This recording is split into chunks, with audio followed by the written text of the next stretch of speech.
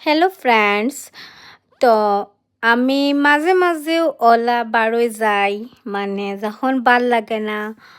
সিলেট শহরেও বহুত রেস্টুরেন্ট ঘুরাই ঘুরিয়া হও একদিন এক এক রেস্টুরেন্টে যাই।